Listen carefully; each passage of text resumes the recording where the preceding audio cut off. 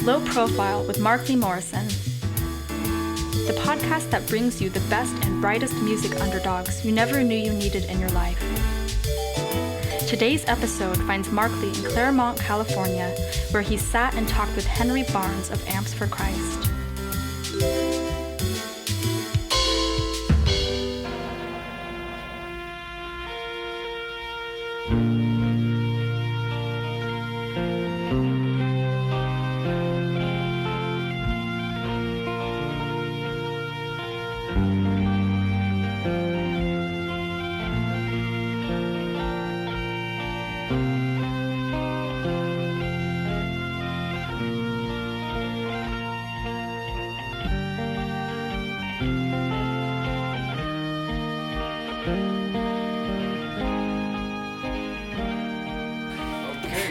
Coming to you on location at the Folk Music Center in Claremont, California.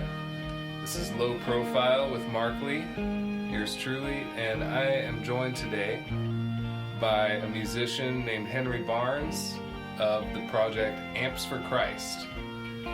And I've been listening to Amps for Christ for a little over a couple of decades, I guess, and I'm honored to be in your presence. Henry, welcome. Or I guess yes. Yeah, well, hi, hello. This is where I work, so I'm welcoming you too. Yeah. Welcome to the Folk Music Center, everybody. We're in one of the teaching rooms, which we made a couple of little ones in the back. This building was built in the 20s, early 20s. Might have even been like. It was around, I've seen a picture of the bank down the street in 1913, and there was a little spot where this building is, so it's really, really old bricks we're talking to here. And I started working here back in 2002, and it's been a really great, hate to use the term great run, a ride. But it's been fun. It's been a lot of fun. And in 2004, I was working here, and I made a record. I finished a record called "The People at Large," and I sent it up to Olympia because I'd been going up to Olympia with Man Is the Bastard for years.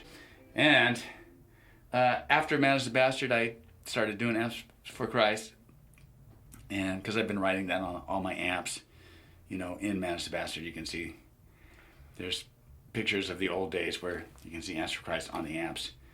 I'd already started it, and I was thinking of a name. At first it was going to be, there was a wheat mold in the Midwest, and I was working at the Suncrust Bakery, which I think me and Mark are going to go down and visit in a minute. Sounds fun. Where Eric Wood worked, and I worked, and a bunch of musicians worked there over the years. Eric Wood he was your counterpart in Man Is the Bastard? And Bastard Noise, yeah, we started that together. Okay. He was in Pillsbury Hardcore and Neanderthal too. And so he's kind of a badass. And I got him a job. He worked there after I did, and I trained him.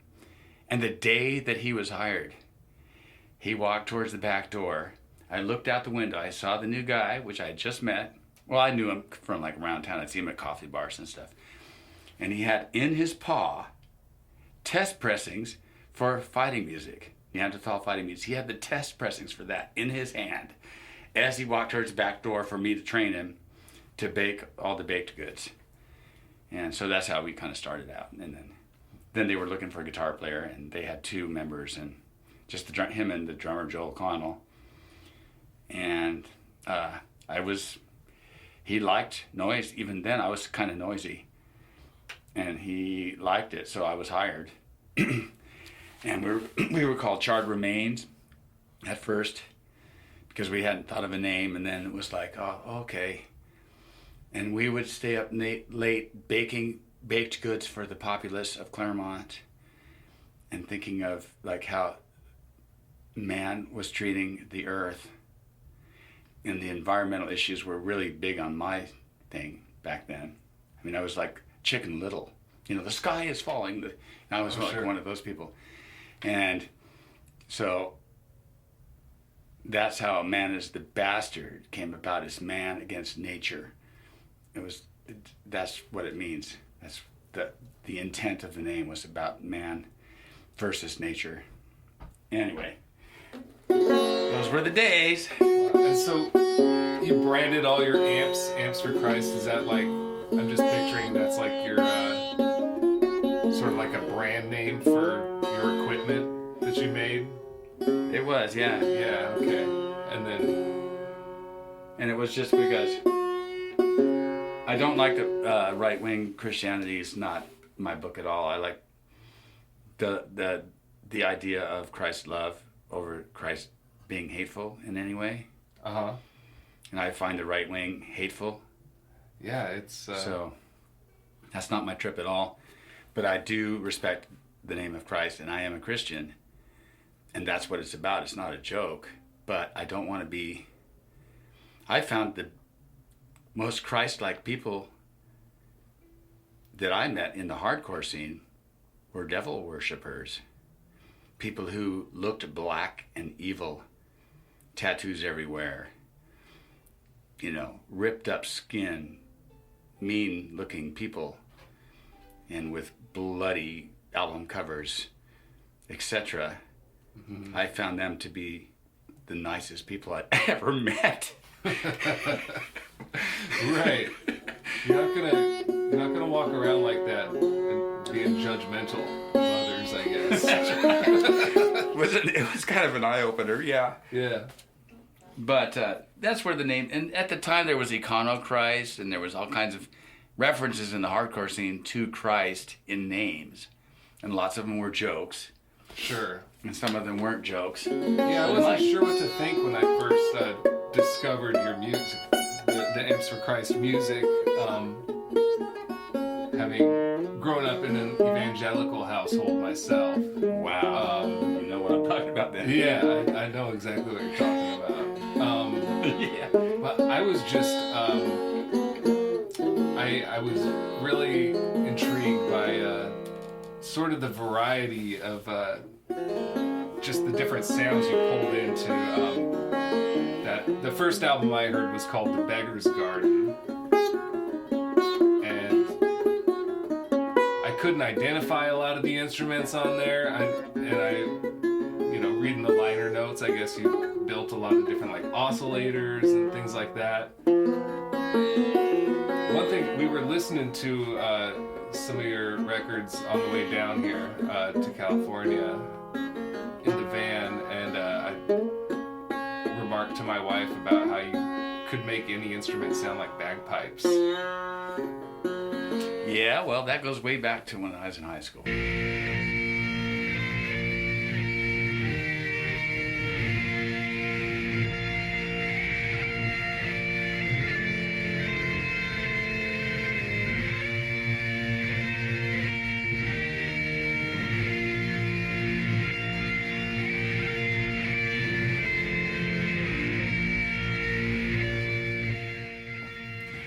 I do have a lot of Scottish blood, and I'll never forget out in front of my dad's house on the sidewalk, my old grandpa Barnes, who's very Scotch, as he calls it. I had sent him some like distorted guitars where I was trying to sound like bagpipes when I was 15, and he said, "Why do you want to make your guitar sound like bagpipes?" And I was like, I didn't know what to tell him, this. And I've never changed. I mean, I'm still into that whole deal.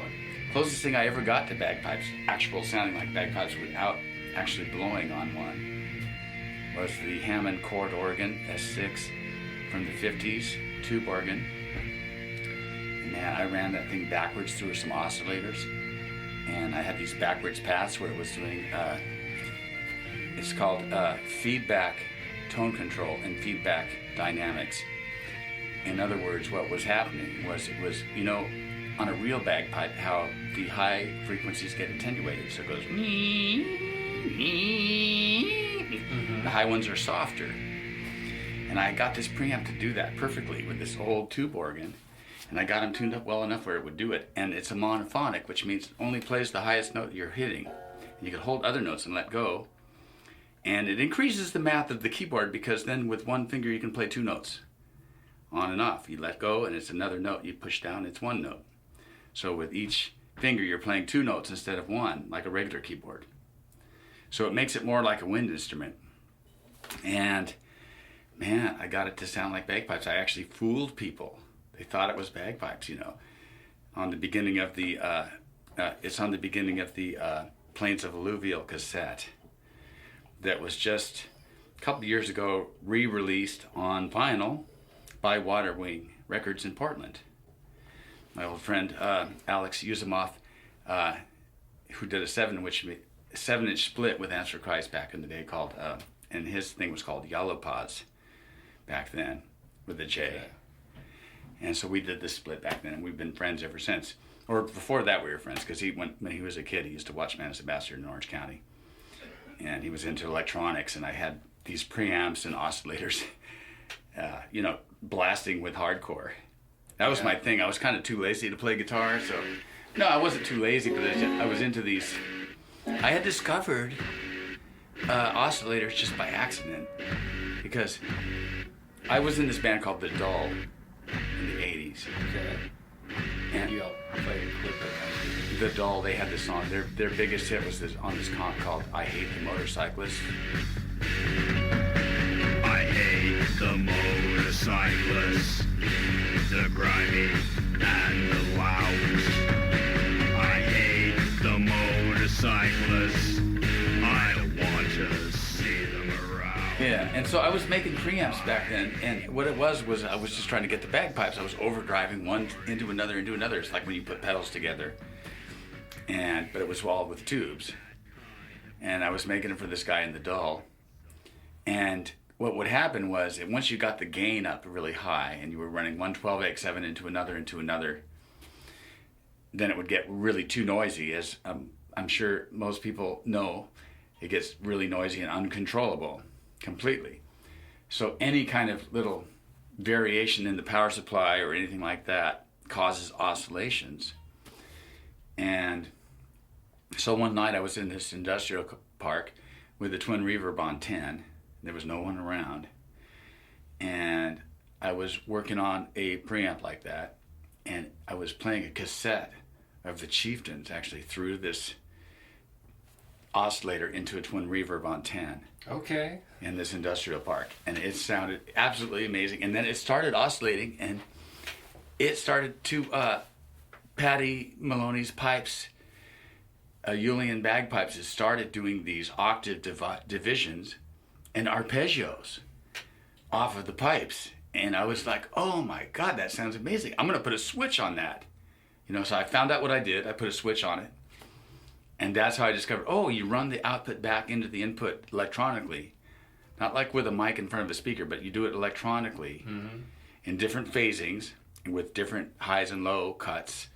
And you end up with an oscillator, a synthesizer, because it's synthesizing a sound at that point. Then it can go by itself. So it's like, you can make a tone all by itself. And that's when I discovered it. It was right before I joined Man as the Bastards, right before I met Wood. This was like weeks before that. And so I was kind of excited about it. Then I get in this band.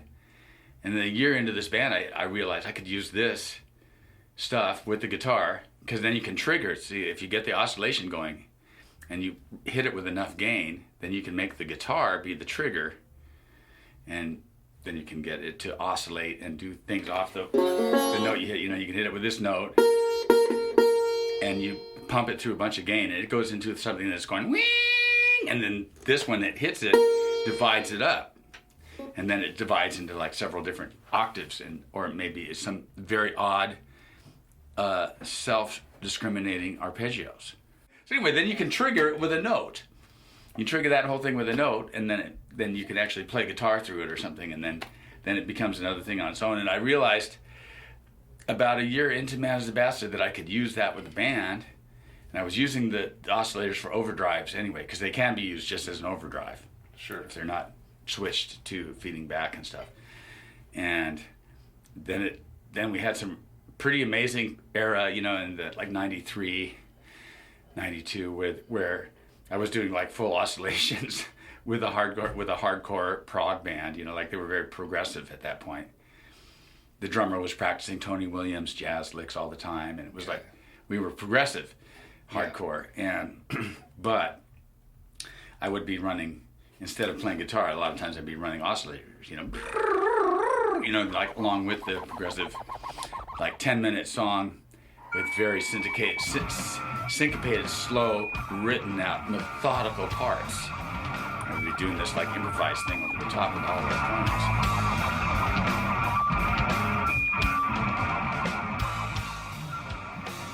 And it wasn't too long after that everything in my life changed. I split up with my girlfriend. I moved out of the house. I left Man as a Bastard. Everything, it was like one of those flippers, when you flip. Everything's clean slate. Clean slate. You wake up the next day and you're not in the same situation at all that you were before. And then I was thinking, well, there's this wheat mold in the Midwest called vomit toxin.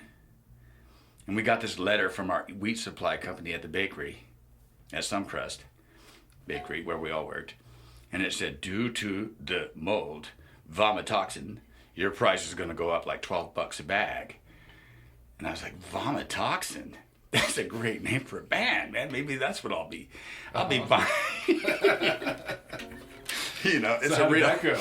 It's a real thing. I made one cassette. I made a bunch of, but before anything ever actually came out as vomit toxin, I had thought about it more, and I'd looked at all my amps and seen the Amps for Christ written on there.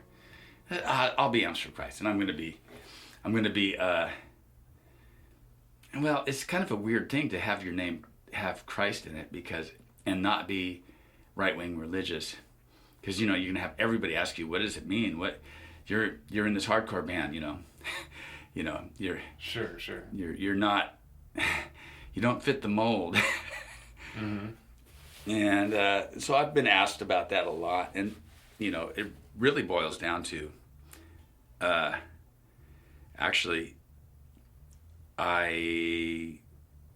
it boils down to life and death. And that is Jesus saying, if you're embarrassed of me in front of men, I will be embarrassed of you in front of the Father, in front of God. And I did not want that. So I said, I'm going to be unembarrassed of being Christian. So I'm going to use the name Christ in this hardcore band, and I'm going to be unembarrassed. And hopefully, when I die, Christ won't be embarrassed of me. That's what it's about for me. That's why the name. It's pretty heavy duty. It has nothing to do with the right-wing church. It has nothing to do with destroying the earth, thinking it's okay to destroy the earth because Armageddon's already coming. So we're just going to go ahead and speed up this process. I hate that. Yeah. I talked to an old biker friend of mine who doesn't have that much longer on the earth. He said he thought that Armageddon was a personal thing for everybody. Everybody has their own Armageddon. This is a guy that's dying. That's pretty heavy. I was like, okay, whatever you say, Bo. I guess everybody does have their own Armageddon when you get to be to the point where you're bedridden and you're going out, which is his case. Yeah. Okay. He's like, okay, well, the way I look at it, everybody's got their own personal Armageddon. That's what it means. It doesn't mean it's okay. I mean, as far as Revelation, because I was asking him about Revelations, because a friend of mine was saying that he thought that Revelations negates the Bible, negates all the good stuff that Christ did. Christ's own acts on earth when he was here, according to what is said, is that it was about love and forgiveness. And then you get to Revelation and it's about the sword and killing everybody who doesn't believe you. And so he's like, okay, well, that kind of negates that. It's like, is that stuck in later by some other philosophy people, people that believe in a completely different hateful philosophy, put Revelations in at the end? That's his opinion, okay? This is a friend of mine's opinion. Mm-hmm. And so he got me thinking about it. So that's why I asked Bo about it. I said, well, hey, the old biker dude. I said, he's got an old Harley trike in storage he likes. I said, well, what do you think about Revelations? He said, well, Armageddon, I think that's a personal thing. I think everybody has their own personal Armageddon. Okay. Thank you, Bo. Anyway. You can interpret that text a lot of different ways. Yeah. So I'm going to have to read it again. Who's to say? Exactly. Well, at the beginning, it sounds like the angel doses John the divine at first. He's on the island of Patmos. He's writing Revelations. The angel comes to him and gives him a wafer so that he can see these things. He takes the wafer, eats the wafer, and then he trips out. It's almost like he's getting dosed. I mean, if you read it carefully, it's at the very beginning of Revelation. It looks like he's getting dosed by the angel with a wafer. That always kind of like tripped me out a little bit. Like, okay, is John the Divine getting dosed here? Lay down, my dear sister. Don't you lay and take your rest. Won't you lay your head down upon your Savior's breast? So I have a lot of weird inventions. Yeah, I have some amps that I build and guitars that I build and sitars. I build sitars. This is a banjo that has a buzzing bridge on it. You notice it sounds kind of sitar-ish. Sure does. That's because it has what's called a jawari bridge. In Indian, they call that jawari when the string What's is. that made of? It's just maple with a bone top, and like if you see sitars, there's always that white square. Sure. That's There's what one right there. There's a sitar. Yeah, and 3 see feet that away from me. See that white square thing? Yeah. That's the jawari bridge. So that's what causes the zing. It's like buzzing. It's like a buzzing on itself.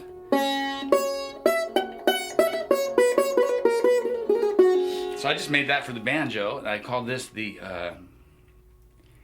Surbanjar. Hey. Like sitar, half. Yeah. I agree.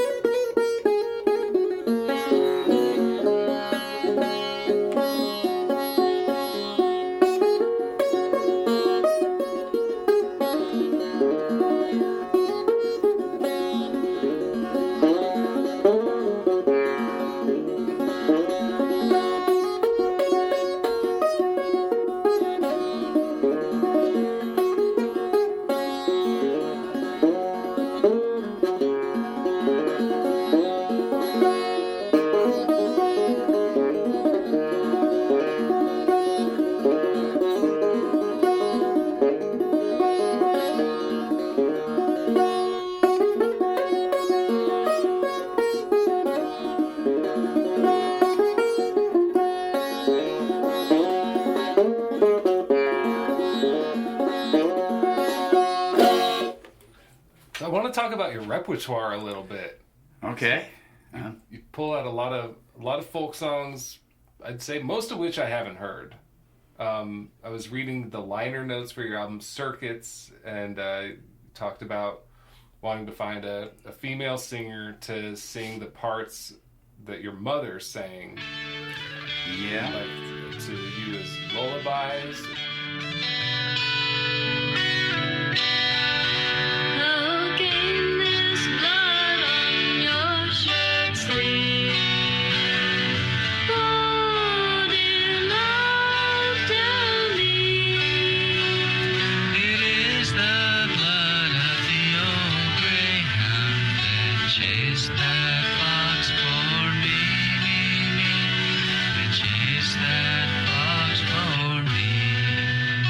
It's a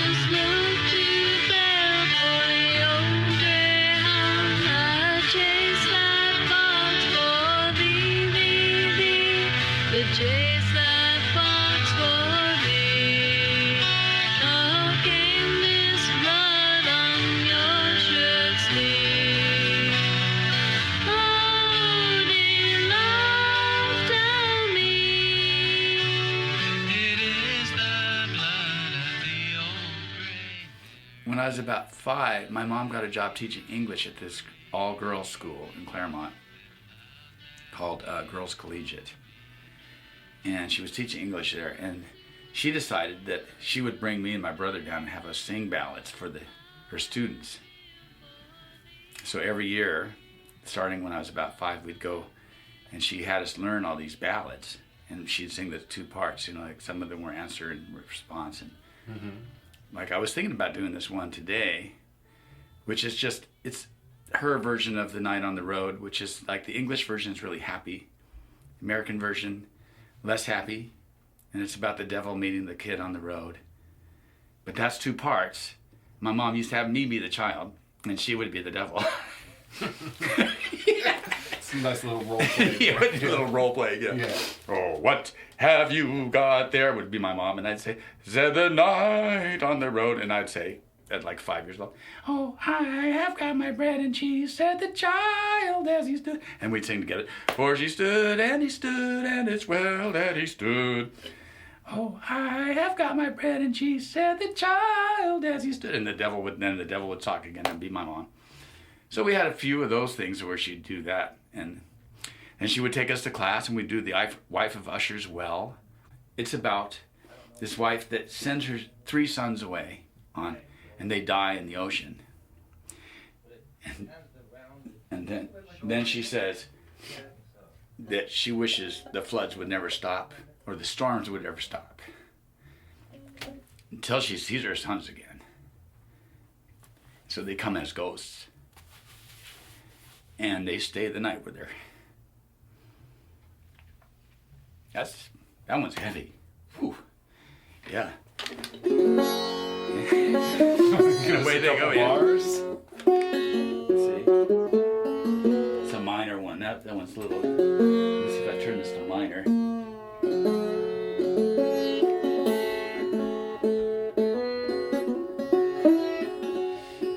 There lived at Usher's Well, and the wealthy wife was she.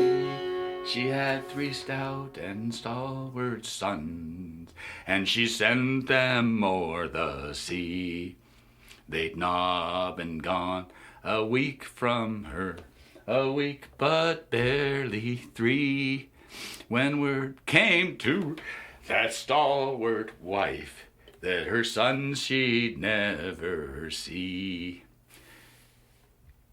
Oh, I wish the wind would never cease, nor fashes from the flood, till my 3 sons come home to me in earthly flesh and blood.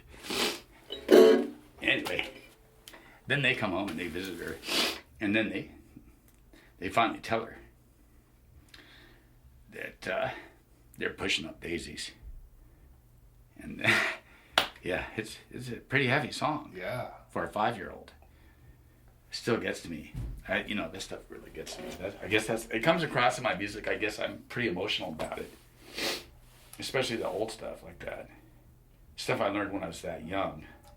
Yeah, you carry that stuff with you. I do. Yeah. It's like maybe I'm not Aspergery about it or anything. Maybe a little bit. I don't know. But yeah, it's very connected.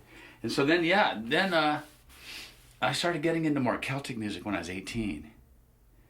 And I went and visited my mother in Maine, and she'd moved out there to take care of her mom. And I stole a cassette from her. She'd made off vinyl record. She'd made this like mixed cassette of all her favorite Celtic bands. And it was on this shelf. And I'd only seen her like once in 10 years. And I just grabbed it.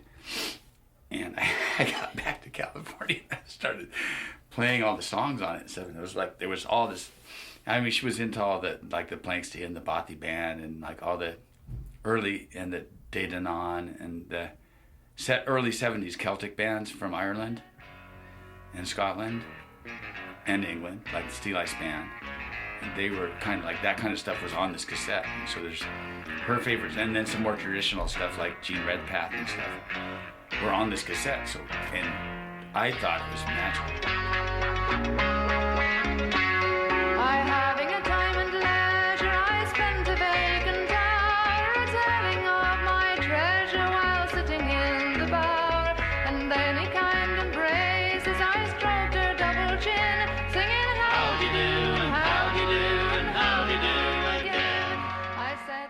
these are long-haired, early, like hippies from Ireland in 1970. And they're doing their thing, and it's more like Cream or something like that, you know. These are their counterpart in the Celtic thing, and they're great. It's some of the greatest musicians ever there, you know. So anyway, I was into that kind of thing, and then, not that I could ever play it, you know, but I did learn to sing some of the songs. And I started out on guitar, and I actually got in a band when I was in 3rd grade, and we did Clementine, the Red River Valley, Drunken Sailor. What shall we do with a drunken sailor? That might have been a little prophetic. We had some songs like that. I remember one of the guys' names was Robert Flagg. I don't know what happened to these two guys, but we had this little band when I was in 3rd grade. And I took some folk lessons from one of my mom's friends and learned like the basic chords, A, E, and D and stuff. And, you know, so I started pretty early. And by the time I was 14 in high school, I joined up with stage band, the jazz band at Claremont High School. And nobody else joined up that year, so I made it. Otherwise, I probably wouldn't have, you know. So, you know any jazz? No. Know how to read music? No. Welcome aboard. Yeah, come on in. You know, you're the guitar player of this jazz band. So I had to learn how to read chord charts and figure out what ninth chords were, stuff like that.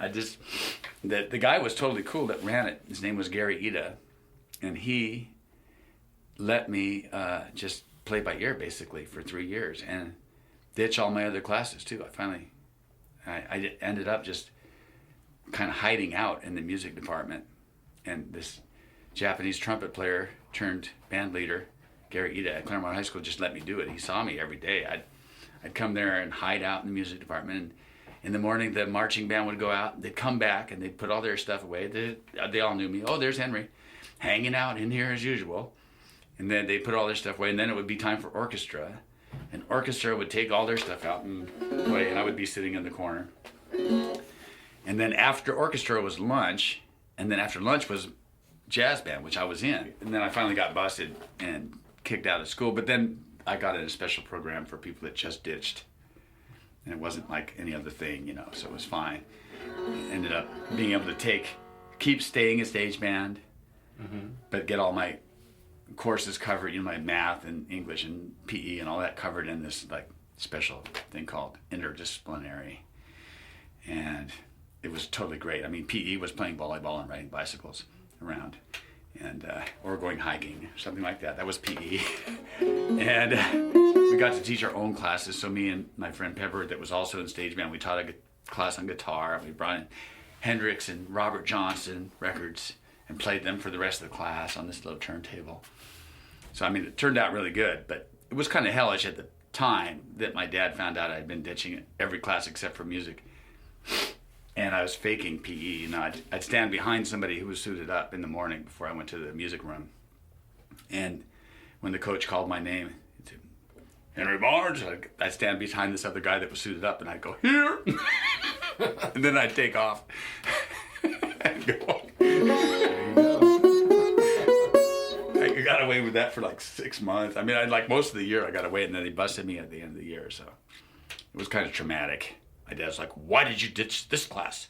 And why did you ditch this class? And I was like, I don't know, you know, like the teacher didn't like me. How about that?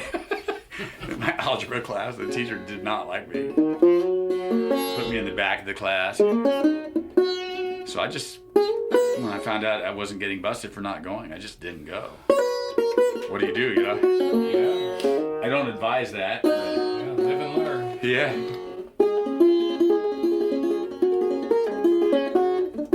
So recently, in 2015, Peter Harper, who was working here at the time, goes, hey, Henry, there's this girl and this guy out here. They want to talk to you. So I go out there, and it's Carrie and Dylan from Gun Outfit.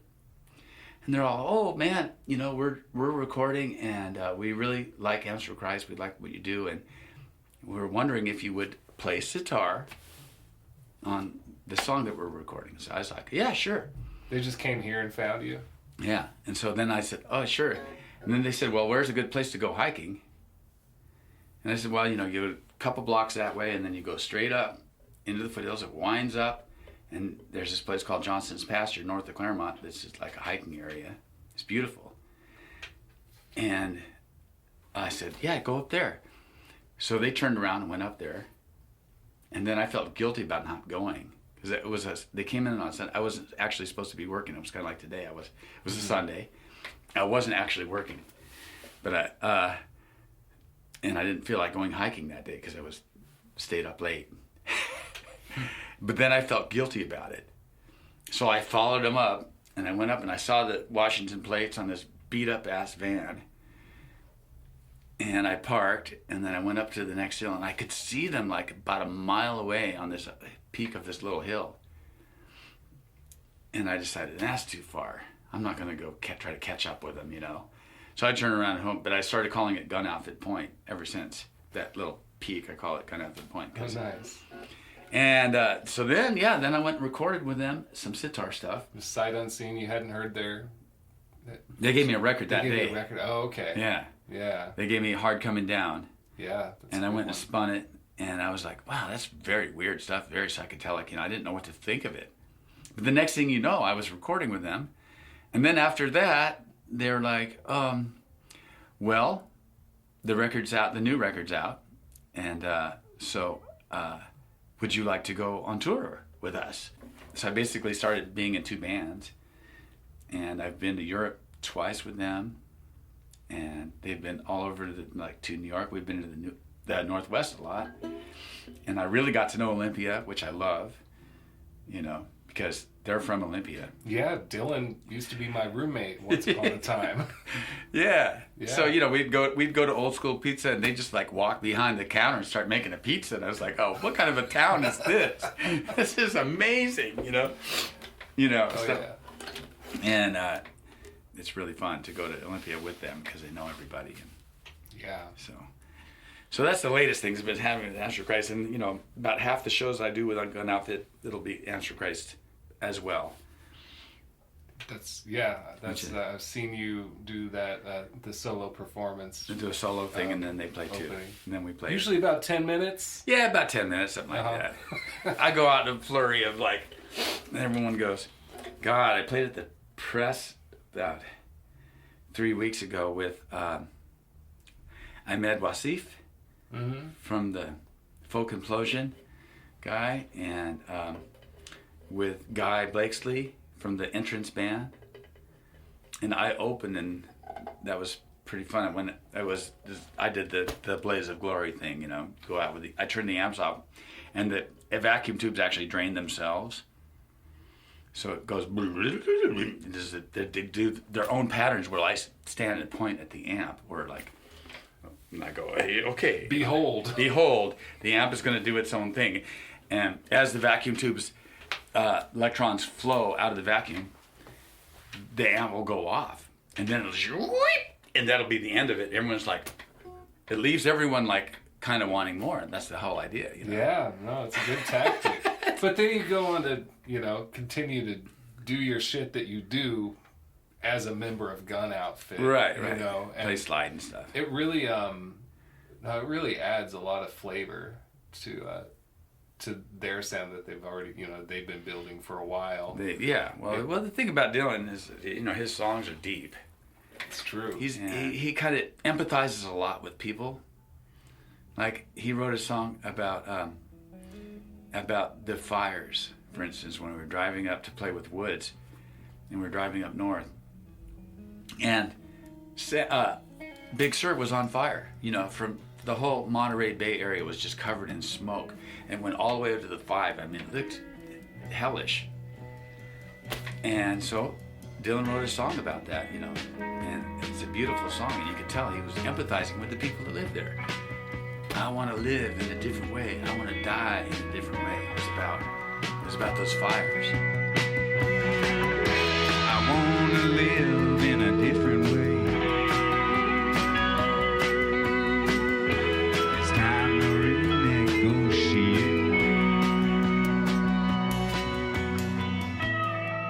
So I really totally dig his songwriting. So it's been a real, like, it's an honor and a pleasure to play with Gun Outfit. It really is. And with that, I'd like to play maybe a little slide.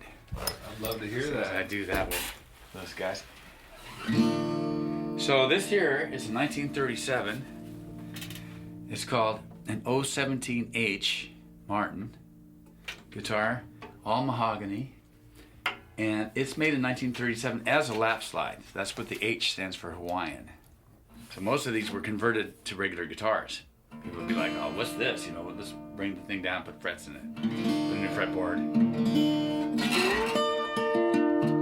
But this one's been left natural, and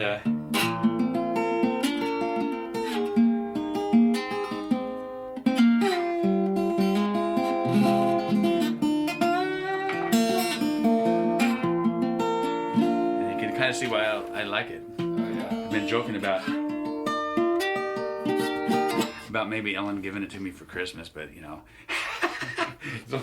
it'd be quite a bonus, wouldn't it? It's 3,500.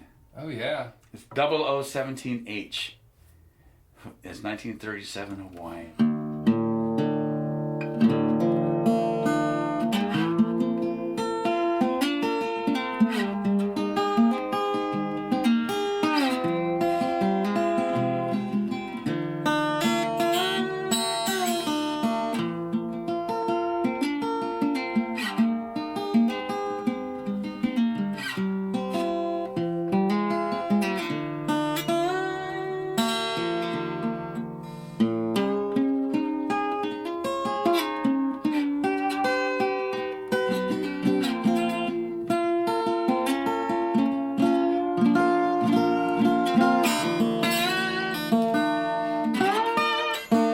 My good thimble. This is a thimble.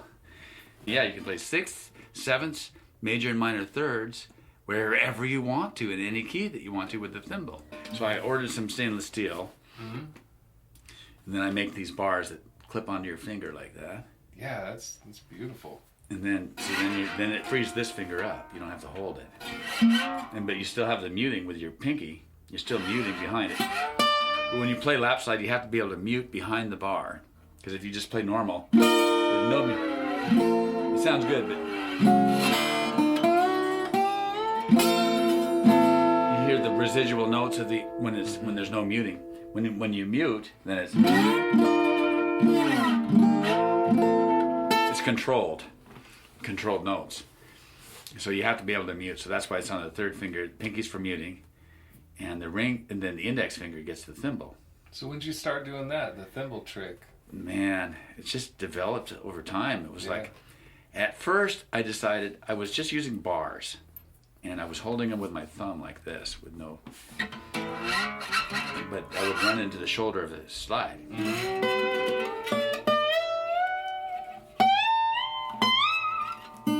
So I've seen you perform with an ensemble a number of times.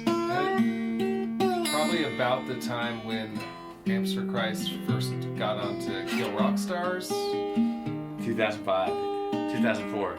Yeah, I think that's when first I saw was it was you and there was a lady playing a zither and That's singing. Tara. That was Tara. And I had another girl, namely Emma, Erica Anderson, who is now Emma, E-M-A. That was definitely the highlight of Amps for Christ as a band, for sure. It was during that period, I for feel sure. blessed to have been there. Yeah, Because I had a poet that was reading poetry, who was really good, beatnik guy.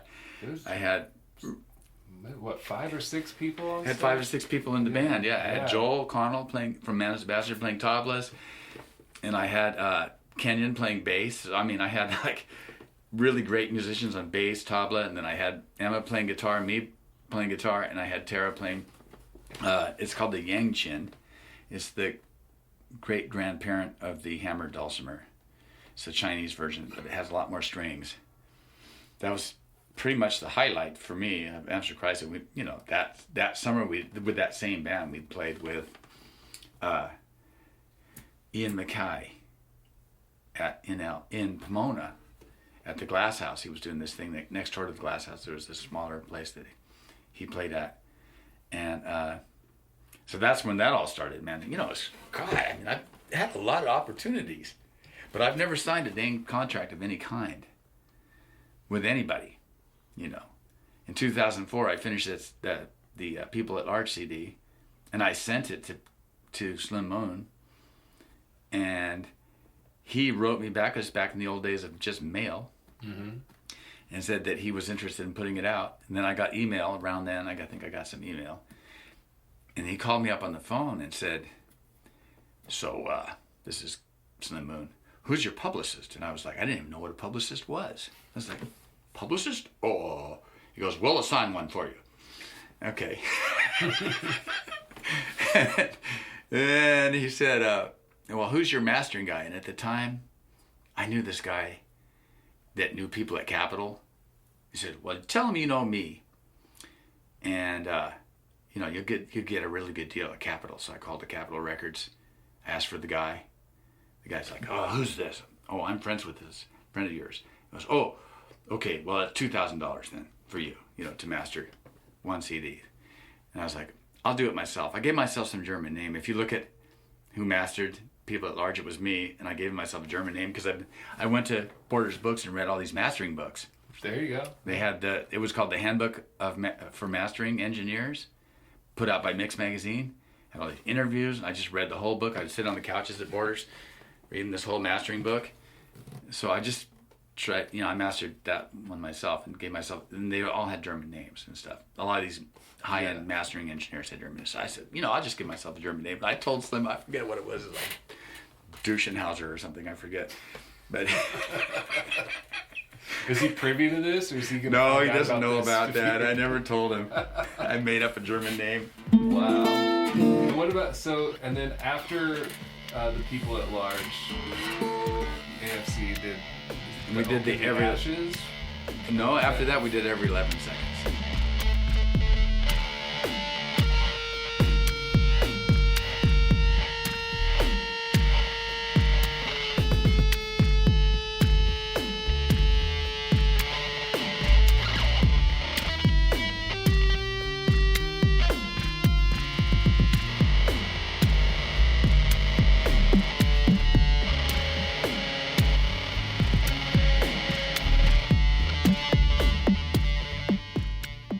I think Oak in the Ashes was before People at Large. Slightly before.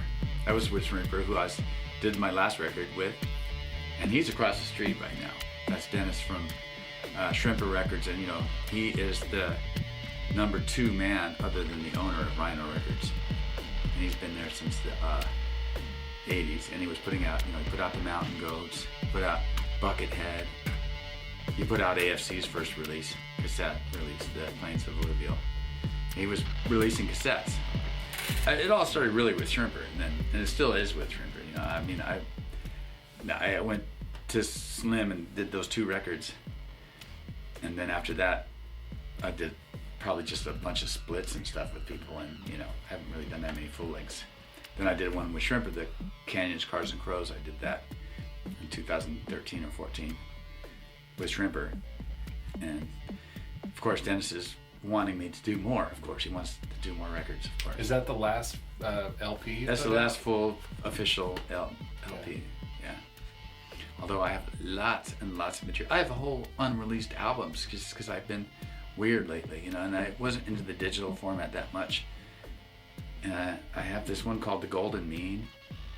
It was a full-length record with me and this kind of techno guy named Franz. And I was always trying to get him to be noisy and less techno. Mm-hmm. He's on every 11 seconds, so that real techno stuff, that's him. Okay. And so we have a whole record we did together that never got released. And there's some really good stuff on there. It's called The Golden Mean, someday. And I wouldn't complain if you shared a song for us to play on it.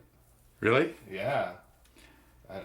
That's up to you. The Desert, My Friend, is one of the songs. We're going out to the desert, my friend. Going riding in the desert, my friend. In in search of a rose blossoming with twilight. Off to the river's end, we're going riding in the desert, my friends. We're going riding in the desert, my friend.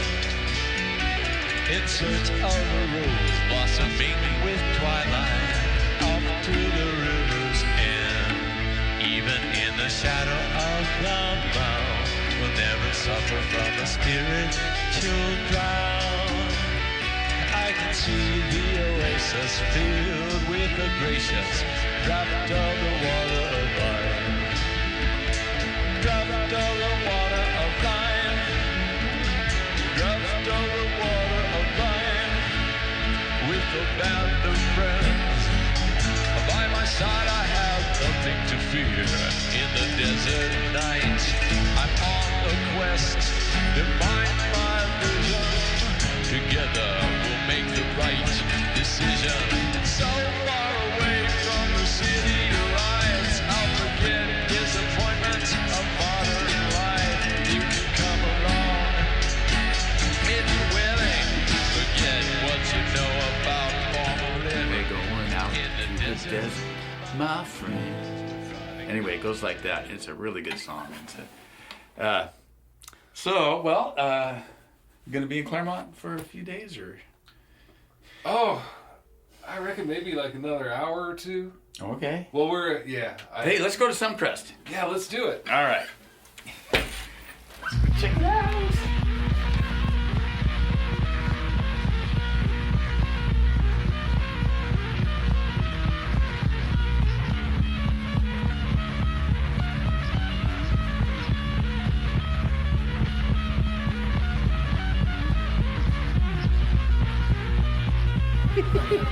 Hi. How are you? Good. How are you doing? I'm good. How are you? Get ready for the holidays? Yeah. Want a coffee? Wow, that sounds great. 2 small coffees. Okay, what kind did you want to do? Let's go for the, I'll have the sucker punch. What would you like? Yeah, I'll have the same. I'll take cream. Yeah. I'll take cream too. Did Jack work today? Yeah, he's in right now. This? Tell him Henry said hey. Was Spinach Fest? Oh, You know how it is. Christmas time and everything. I worked here for 8 years. Really? Yeah. Yes, back in the day. All punk rockers, musicians, artists, you know. I know what goes on behind the scenes around here.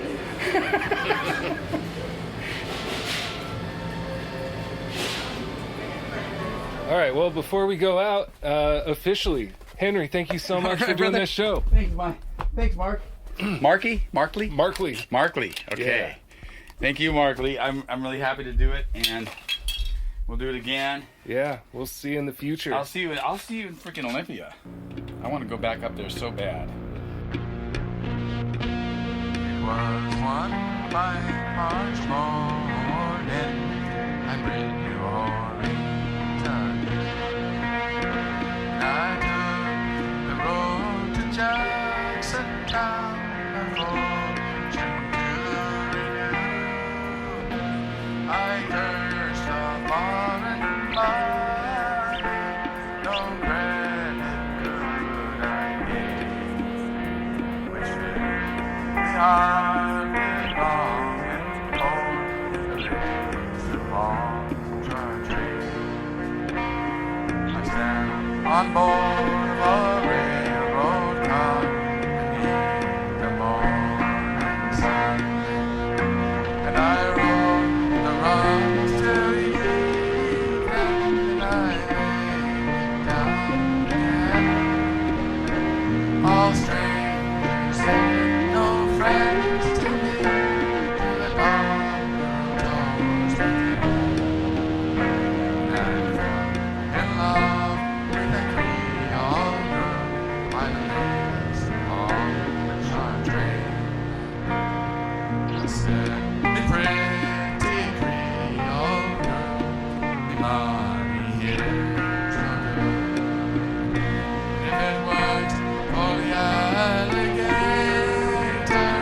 I'd sleep.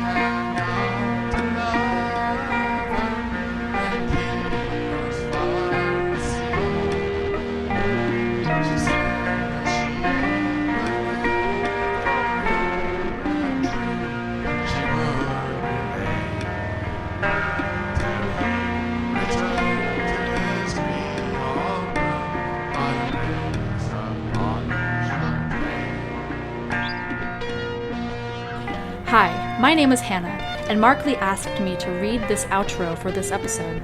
If you are enjoying Low Profile and would like to help support the show, you can visit lowprofilepodcast.com and click on the Patreon link.